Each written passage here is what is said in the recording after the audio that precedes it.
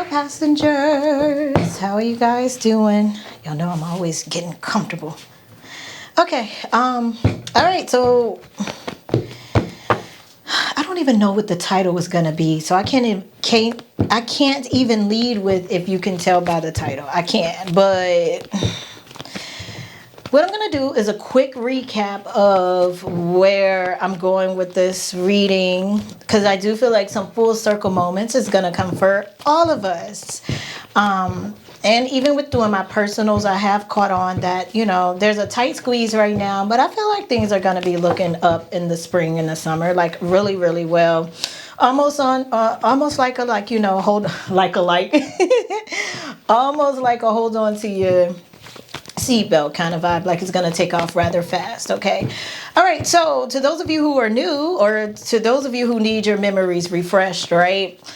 Do you guys remember that collective reading I did when I opened up about the dream that I had? Sorry, I'm spinning a little bit because I'm cramping. And I just now took some medicine, so I got a couple of minutes before it, But basically, with that particular dream that I had, I opened the collective up with it because there was some messages in there about, not feeling left out or not being tricked by the illusions around you, not because you may not feel chosen, or, So basically, the dream was about, all in a nutshell, graduation time was coming up, and every girl graduation was coming up. It's that school that, I don't know how many of y'all remember the school, but it's that school. Some of the people that used to be subscribed to me, or that's back subscribed to me. Hold on, I just had a cramp. Oh, I don't know. Maybe I should wait to do this. I hope they just calm down, y'all. Ugh, that was just a good turn. Like, whoa, strong twinge. All right. Okay, so basically, there was this high school. Some of the subscribers that may be subscribed again have dreamed of this school too. We see each other, the divine masculine and divine feminine. So basically, in this particular dream, we're at that school, and I'll put that reading at the bottom too, in the description box or the comments. Oh God, another one just came in. So the whole gist of the dream was that it was graduation week, and then so divine feminines were out in the parking lot after school every day, and then this bus would come through with divine masculines on it. The divine masculines would choose to get off of the bus. They would, if they were brave enough, they get off the bus and they would approach the divine feminine. If they approach the divine feminine, the divine feminine would get an invitation, which means that they get to walk the stage, they get to graduate, they get to attend the ceremony. And so all throughout the dream, after they got their invitations, their bellies started to grow too, so they ended up getting knocked up by these divine masculines. They didn't have to stay in school as long, and a lot of them were hanging out, excited about their ceremony. So some of them were going shopping, some were turning up, and they were all getting pregnant and stuff. And what it all boiled down to is that was the last one left in the school. I was still going to my locker, and and then this one particular teacher, who was an actual teacher in my high school, she passed, God rest her soul. She was my 11th grade teacher, English teacher, very, very strict. She did not play that. She could speak French too. She pulled me in the class, and I was like, oh Lord, I know I'm in trouble now, because I felt so ashamed, because basically once you got chosen, you didn't have to come to school no more again, just like exam week. And we were going over all these papers, but I won't go into depth with all of that. You guys could watch that. But what it all boiled down to is the bus kept coming, but there were only like 3 divine masculines left on the bus, and they kept being scared to get off, or they just refused to get off. I don't know. And they eventually started to turn skeletal, like they started to kind of rot or whatever too. It was a sad dream, y'all. I woke up crying. Like, even my friend got an invitation, and she got her little belly started to grow, and her hair started to get long. And I remember her talking to me on her last day Because like I said, once you got the invitation, you didn't have to come back to school anymore. You went out, you went shopping for your gown and all that. So anyway, all right, so then that happened. Then I had a dream part two. I don't know if I told this in the collective or not. I think I did. So basically in dream two, that was still the same dream. I ended up giving birth to a basket of puppies. And so I gave birth to the puppies. It was cool or whatever. And then the next thing I know, as time went on, I'm sitting in a classroom, and I'm walking down the hallway and I hear some scratching at one of the doors, and I'm like, well, what's going on? Who's at the back door? Because it was like, I think we were preparing for school to open up. So you know how teachers have to go in before, the students and get everything prepared. So I opened the back door and it was those puppies, but they were walking and their tails were wagging, and they just started following me. And somehow I knew that they were like my little students or whatever. And so we go down the hallway. So that one was a little better, And so that was that. I haven't visited that dream since then. Can't even remember when I had it. Was it last year? I don't know. Or was it early? I can't remember. But anyway, so now on to last night. So last night I had another dream of the same school. And only this time it was like my niece and I myself was graduating. It was like a blended kind of thing. And so it was my mom, my dad, my granny, even my great uncle who died. Like, he was in a dream. He was in another car. They were getting gas. I rode with my mom, my dad, and Ari and granny. And we get in the parking lot. And so as we're walking across the parking lot, like, I got all these butterflies. That's how I knew it was something for me, because that's how I used to be in school too. Like, anytime I had to audition for something, anytime I had a performance, anytime I was getting an award, being honored for something, I was just like, Mom, I don't want to go. I'm nervous, But so we're talking, and then my mom brought up something that she asked if I heard about some sort of thing about Black history or something about Black people being erased. And I was like, you know what? They always do that, but I'm going to catch it this time, And then I remember my niece being in like a white cap and gown. And then I remember being in an all Black uniform suit. Like, I just had the impression that I was there to be honored for something or speak, but it was some sort of graduation of mine too. So I don't know, maybe I was speaking at her graduation, but then they were going to honor me for something. I hope like hell I did not stay in school that long. But really, I knew I was something, because in part two, I was a teacher. I was just teaching puppies, I guess. So then anyway, so as we're getting across the parking lot, and I'm like kind of getting a little upset about that as I'm telling Mom, what I do want to say to that before I finish is that I think that ties into the Mandela effect that I spoke about, that I want you guys to be mindful of. I always mention it in the collective readings, especially the Hollywood ones, and how some of this stuff they're going to send a force field of some sort of energy out. Some of us are going to remember things, some of us won't. But I remember in the last Trump Nicki Minaj collective reading, I was telling you guys to archive things, print them out on paper and store them away, and you guys are going to see. Some of us won't remember, some of us will. Some of us will remember it differently than others, and some of us are going to remember every damn thing. So anyway, so it's like they're going to manually trigger a Mandela effect or something. I've been getting that for a while anyway. So we make it almost to the door, and guess who pops up? The English teacher that was in the other dream, and she was smiling, and she ran up and she gave me a hug, and I'm hugging her back, and then it hit me, and I'm like, wait a minute, this teacher never hardly ever smiled, let alone hugged a student.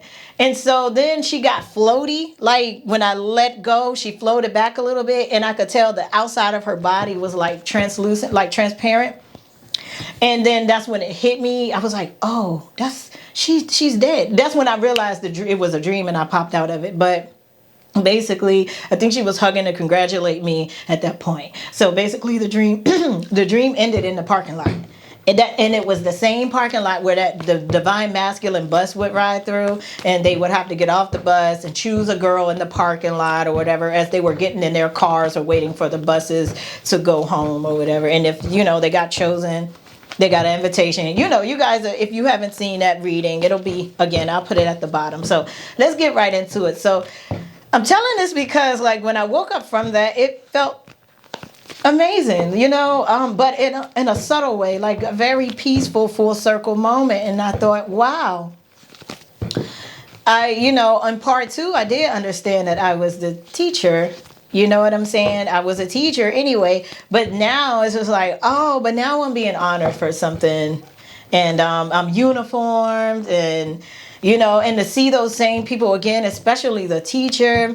And then remember in part one, I was like, how am I supposed to go home and tell my mom and them like there's not going to be no graduation tickets for them? And you know, and y'all remember I said I was thinking about like just packing up and running away so they wouldn't find out. So I guess we'll put it all together, but all in all, if it's any of that dream that you guys can resonate with, to know that like things are about to come in a full circle. I can just feel it. And I don't have reoccurring dreams a lot. So I done had a 3-part series dream that told a full story. So, and I think that's beautiful. Maybe there's another part. Maybe we'll make it on the inside and I'll know exactly what in the heck I'm supposed to be doing at the ceremony. Welcome to my newbies. Hello to my oldies. My name is Diamond, and you, thank you. My cramps are starting to calm down. And you are watching Pretty Blind Eyes. The readings held on this channel are for entertainment purposes only. I don't know. Don't want to keep it. The discussions held on this channel should not be taken as literal advice. I am legally blind, so I do read Braille on my cards to decipher what they are, but I'm an overall intuitive reader. In the description box below, you can find several ways to interact with me, one of which is the availability to book private readings. That calendar is open. It's a little different. Just follow the link. If you are in doubt, just shoot me an email. Thank you guys for all the love, support, gifts, donations, journeying with me, and patience. I'm itching. What's going on here? All right, guys. Let's see. So we just talked about what I told you could be coming in with the Mandela effect. So to those of you who are, you know, you love history or you're fascinated with timelines, time travel, portals, loopholes, quantum physics, this is the time for you to be recording everything and putting it, you know, getting as much as you can on paper and storing it away. Because digitally, things could be interesting as well. All right, collective. Let's see what we got going on here. You guys are definitely going to have a full circle moment. So I wouldn't worry about that. I think there are some lessons that's going to come in here for you guys to learn about, you know, what's the real side of the tracks and what's worth waiting for, how to value your patience, how to not fall for illusions. Like a lot of times, and I don't know why I haven't gotten this lesson yet, because this has been the lesson for me all my life. Like I've never been like the in crowd, you know. I've always been different. I didn't go to a lot of parties. I preferred to be creative. You know, I always was in my room learning different things, how to make beats, how to write songs, how to play the keyboard, writing plays, you know, all that kind of stuff. I was always the entertainer in my family, you know, to a certain degree. And my cousins would join me and they'd let me tell them what to do to make music. You know, that was my thing. And music videos, yeah, I gotta find those one day so I could show those to y'all. If I could convert them from those little tape things to like MP3 or something, but or M4A or whatever the format would be for a video. But I think I'm channeling. Am I channeling? But yeah, so where I'm going with this is that oh my God, the cramps calm down and my nose itches. So where was I? But yeah, so don't fall for, like, it's all about really, some of this stuff shouldn't be new to you guys if you think back to how you were as a kid too. You know, I think it's that way for a reason. And I don't see why that would also suddenly change now. Like if you weren't never doing a lot of what the in crowd was doing then, why would you end up doing it now? You know what I'm saying? Like anything they were doing, if they were having sex early, smoking, drinking, like if that was never you, that wasn't never you. I think what it boils down to is once they get to certain things that society tells us that we're supposed to have at a certain age, but it turns out they end up getting sooner than we did. That's something to think about. maybe the people of society who created those guidelines, stipulations, or created that portrait of what it should look like were just like the in crowd too, you know? So that's that part. Another part, or another message that I got is that I feel like a lot of the shadow work that we're going to be doing that's going to be coming up is going to surprise you, kind of, sort of. Because I feel like some of like your bad habits that come up, you're going to find out that, you know, your parents or your grandparents did the same thing, or so there's something you're gonna be doing, and then you're gonna eventually find out that it's something that your mom or your dad used to do too. Some of you are just gonna flat out catch on that you picked up on all your parents' bad habits, and you're like, well, damn, why didn't I get none of the good ones? Or, you know, but they're just coming to the surface. So anything that your parents did, or you know, that was like dark, I feel like you're gonna see it, and you're gonna see it come to the surface within yourself to, like, you know, cleanse, because it's tethered to you by default, because they gave birth to you, they created you. So now it's like I see a lot more of your parents and grandparents stuff coming out for your shadow work. You know, let me give you an example, and this one isn't really bad, but it kind of is for the way that I connected the dots. So my grandpa used to, well, I've got two of them. My grandpa used to walk around with a big old jug of water all the time with ice in it, and I used to laugh. Guess who carries a big old thing of water around with ice in it? I do. But I didn't know at the time. Now I could correlate it. He was allergic to chocolate, and I think he was also allergic to gluten, according to his health conditions and what he died from. Because if you don't catch on or figure out the damage that gluten can cause, you'll keep eating it, and it will keep you sick, and you know, it can shorten your life. And so he kept, well, you gotta drink a lot of water, or you do want a lot of water, especially if you don't have like, because you do lose magnesium and potassium and stuff like that. You lose B12, and so when you don't have that magnesium to draw the water into your food and process it, you'll be constipated and all kinds of stuff. But this is my thing. This is what I'm saying though. I for some odd reason, I was the only one that used to like joke with him about that big ass cup of water he used to have. I also used to joke with him about his keys that he used to have hanging on his pants. Guess who else have keys hanging on her bait bag? Me, because I have to carry a bait bag around for my guide dog. Like when I have Strauss, so I hang my keys. They have the little clip, and I hang it on the side. Sometimes I tuck it in when I realize, like, damn, I'm walking around saying like my papa. It's stuff like that, all the way down to real dark habits. Like I don't know, some of y'all might have some moms that was outside, and you're like, why am I so promiscuous or whatever like that? You know, drinking. I think I ain't gonna say I think. Well, that could have came from both sides. But especially with my grandma and the Indian heritage that she has, her father was an Indian, and he did a lot of heavy drinking, and it's on my dad's side. So that on both ends. So yeah, drug use, all of that. But you're gonna find eating disorders. Right? Eating disorders. I remember at one time I went through a phase of, once my mom put me on the suppositories or whatever. And usually I got introduced to it during vacation, because like when you're sitting a lot, sometimes things change when you travel. If some of y'all notice, like you don't like poop as much when you're away from home and stuff like that. And some people say it's because of the change in environment. I don't know. I just know it used to happen a lot when, you know, and you're not really eating as healthy when you're on vacation. Let's just be real. And that's when I was introduced to that. And I one time during a level of depression, I remember like using them a lot more than usual. And I started having flashbacks of how often she used to take, in the 90s and stuff, she used to take like laxatives. I done seen all levels of laxatives, and the way she would rid her food was in that way. She'll eventually awaken to it too, and she's more health conscious. She eat the proper food. She do her fiber up intake. But it also too, you learn a lot about your body as well, because again, if I was gluten intolerant and my body wasn't breaking down gluten, then I wasn't going to poop as much anyway. So it all ties back. The reason why it's going to get real deep for you guys, if you choose to be conscious of it and connect the dots, is because it's going to help you discover underlying or undetected diseases that could be hereditary in your family. You're going to break through that, and that's a lot of work.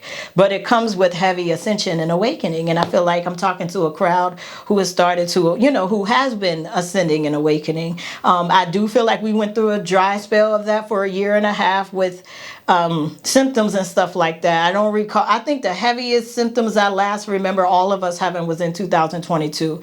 Somewhere in between 23 and 25, it got a little dry with that, when nobody reporting heart palpitations or anything like that. So I think there's some correlation with like generational stuff that's going to be coming up, So, you guys know I'll be getting a little transparent with these collective readings. Well, actually with a lot of readings. So, back then I did. I think it's coming back in. That's how I know too. That's why I'm really excited as well, because of the type of dreams I'm starting to get back into too. So all of us might start seeing each other again. Some of y'all might be driving around.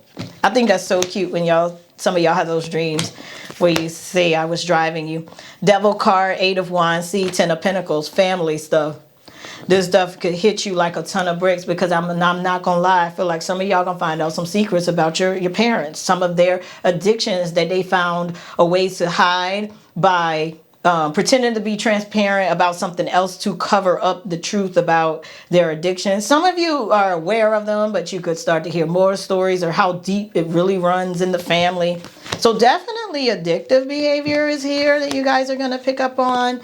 But I think not the plot twist, I think the twisted part about it, though, Queen of Cups with the 5 of Wands is going to hurt you more, is that when people don't really take accountability for what they do, and when we talk on our parents, a lot of times if they don't do the work within themselves, when they have children, a lot of them expect their children to fix it by them looking at them do better. So basically, let's say if somebody's mom was an addict and they gave birth to someone that sell drugs and then eventually became an addict too, if that mom have a fear around that and they never overcame whatever, their kids may clash in different ways where the fingers are going to be pointed, especially if the child knows what the mom has done or still do addiction wise, right? It's just a lot, and it all boils down to pointing the finger, because no one wants to take accountability.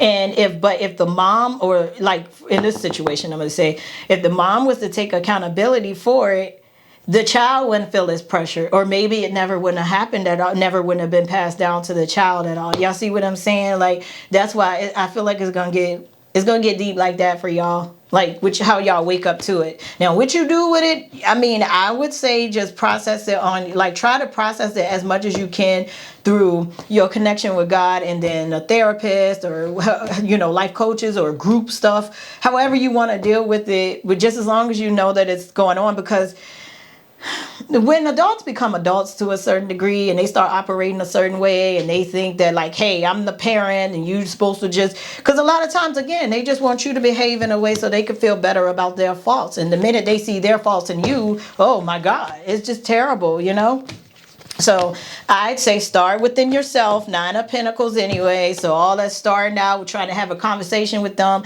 and you telling them you remember what type of parent they were, and they telling you they remember what kind of badass child you was. What it all boils down to is, again, certain things that could have, little shadow shit that's just been passed down and was never like confronted and healed from. And so when these parents see this in their children, they either run, they try to control it, or they shut down, and some of them really, but with the control part, they want their kids to overly exceed or overly achieve things so that they can to mask it really. that's how you get some of those parents like that too. They just expect their child to like be perfect and get all these good grades or win all these pageants or be the superstar or become this like top-notch whatever, because they think that is going to continue to sweep the generational curses under the rug. No one's confronting the shadow work that they need to do. So that's what this is. So in other words, like I said, Nine of Pentacles, if you were to start with yourself, you can always find closure within yourself. You don't need to have someone tell you something that you already know, because if they don't own up to it, it's going to make you even more angrier, and it's going to keep you in the same cycle you've been going through. Queen of Wands, Six of Swords, Nine of Cups.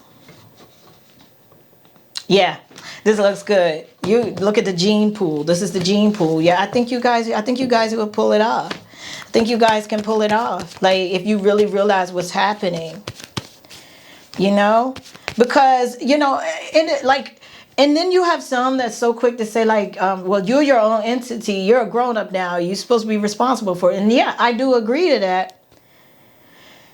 But I also agree to when you process that, you're able to separate what's yours and what was passed down to you.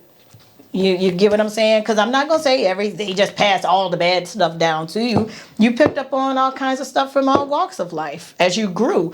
But what I will say is just be aware of what certain things that you do, and not just blame yourself, but be conscious of where else it comes from, right? Because I think it then will help you better deal with it. And it doesn't mean you have to take it to them. I think it'll just make you feel better to know. Like the examples I gave, once I caught onto the water and the keys, and it was real deep. It helped me find an undetected illness in our family that I feel like a lot of my family members got, like what they have been diagnosed with as irritable bowel syndrome. And I can promise you, a lot of people that's gluten intolerant or have celiac disease often gets diagnosed with Crohn's disease or IBS or whatever like that. And a lot of them have it.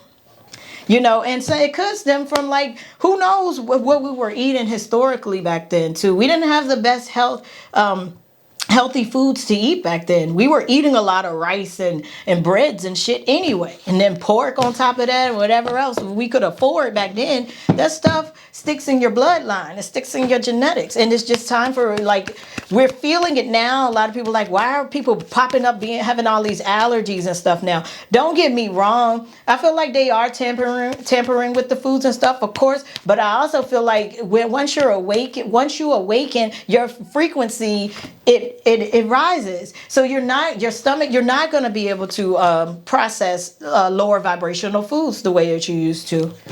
And because we are expanding out to living longer lives now, there are some evolution there are evolutionary things that's taking place with our genetic coding. And a part of that has to do with the certain foods that we used to stomach and we didn't think we were getting sick. We really were. That's why we had a shorter lifespan. It was like, later on you think you got colon cancer and shit. And like I said, and that's I think my papa also died from that. But you can end up with that if you're gluten intolerant and it's undetected as well. So y'all see what I'm saying? So it's not even about like surface level family therapy anyway. To hell with that. Like, we've done enough of that throughout the years. It's this Nine of Pentacles energy I'm feeling, because there's something inside of you that you have the frequency to tap into that your other family members don't, because of where they are vibrationally.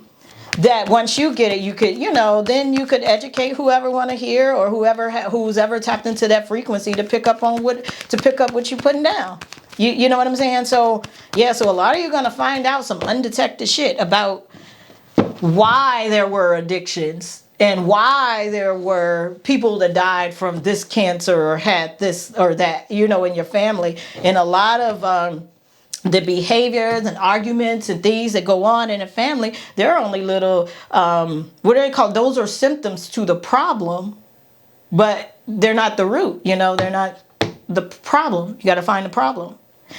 Not just cure the symptoms. Because that's just like just giving you medicine to, or putting makeup over something over and over again, or a band-aid over it, you know? But with the High Priestess here, these are the last two cards, guys. And the Five of Cups. Yep, and there's a lot of depression here too. A lot of you are gonna find out a lot. I don't know why I'm smiling. No, because I think it's beautiful. A lot of you are gonna find out, you know, the rooted stem of depression and where that comes from too. Some of it is just our food, really. It is just that simple. But then to others of you, there could be something that was very traumatic to happen to a collective of your family members that has then been again passed down in the genetics. Listen, cellular memory never goes anywhere. That's how it carries over into lifetime after lifetime. You know, that's the deepest part of reincarnation, is the cellular memory, you know? Okay, and so there we go, guys. If I could, like I said, if I could tie anything into what I shared with the dream I had last night, which I'm very excited. There were 3 parts to it. I hope there's more. I think it's beautiful. It's very inspirational and motivational to me. And, you know, I wish you guys the same with how you piece things together in the way that clarity finds you. I hope that you open up your hearts to allow that to start back happening, because it's knocking at your door. So there are a lot of full circle moments that could come in if you open up your heart and allow them. But if you are staying wrapped into chaos and ruckus, and you're trying to serve that shadow side within the cellular memory of your family curses, you're going to miss the bus. Okay, so that bus that was coming round, and remember those last 3 divine masculines that became skeletal, that wouldn't get off the bus. I think I also concluded in part 2 that I also needed to learn how to not have fear and love that skeletal version of my divine masculine. But I'm gonna tell you, that thing was creepy. Them things, they started to look like the Crypt Creepers, y'all. But that was another thing I did learn too from it. I had to open my heart. Like, I wasn't as open to receiving it. I was more looking at the aesthetics of what everybody else was getting, what everybody else was doing. And I needed so much to be chosen so that I can look like that too. But yet in my mind, I felt like I was better than them because of the choices that they were making. So I had to make up my mind, right? How can I want to be chosen to be in the same crowd that was like being chosen just to be seen and being on the scene, getting pregnant, drinking, and all of that? But yet I wanted to be chosen in the same way, by the same process, walking in the same ceremony. It don't work like that. You know what I'm saying? And so I feel like these tests is going to be coming to you, or coming for you, is just to show you that, like I said in the beginning, you are different. So everything for you is going to always continue to happen differently. And everything that's happening that's usually the in crowd or what society expects, that's that too. You're not missing anything, you know. And I always used to tell y'all, these spirit babies ain't playing anyway. Although this wasn't solely about the pregnancy part, but they can't be incubated by just any frequency, any vibrational frequency that a human operates in. It has to be a high one. Or, you know, they could come in with underdeveloped, I don't know because I was supposed to say underdeveloped issues, but issues are issues. They could come in with issues, and they could come in underdeveloped. There we go. You know, so yeah, I think I just wrapped it up. But there you go. And I mean, and that could be why we're getting so much of that now too. Because everybody got to match the frequency in which the earth is continuing to shift. And the secret is, they don't want you to know that we have been shifting this consciousness. My left eye is drying out.